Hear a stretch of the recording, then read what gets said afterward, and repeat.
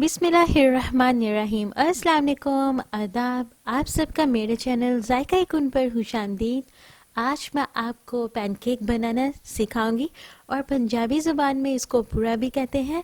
और इस वीडियो को एंड तक लाजिम देखिएगा और इसका कोई भी पार्ट मिस मत कीजिएगा। और रेसिपी शुरू करने से पहले अगर आपने अभी तक मेरे चैनल को सब्सक्राइब नहीं किया तो आपसे रिक्वेस्ट है कि प्लीज़ मेरे चैनल को ज़रूर सब्सक्राइब करें और बेल आइकन को दबाना मत भूलिएगा, क्योंकि इससे आपको मेरे आने वाली न्यू रेसिपी का नोटिफिकेशन वक्त पर मिलेगा। चलें वीडियो को शुरू करते हैं। एक बाउल लेंगे। सबसे पहले इसमें एक प्याली के करीब मैदा डालेंगे। इसके बाद एक एग डालेंगे और एग डालने से पहले आप इसे अच्छे से मिक्स कर लें। इसके बाद 3 से 4 टेबलस्पून चीनी डालेंगे। आप अपने जायके के मुताबिक चीनी इस्तेमाल करें।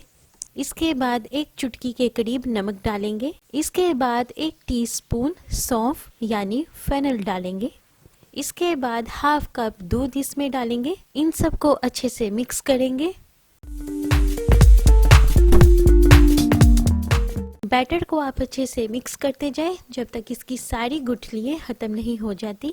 आप ये देख सकते हैं कि मैंने बैटर को कितना पतला रखा है। अगर आपका बैटर ठीक है तो आप इसमें मज़ीद दूध ऐड करके इसको पतला कर सकते हैं।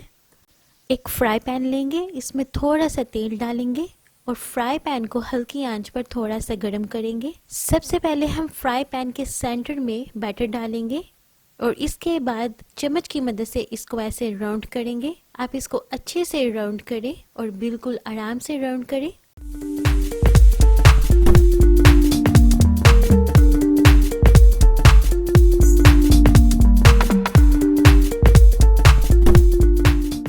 जब आप बैटर को अच्छे से गोल कर लें तो आप इसे हल्की आंच पर पकने दें।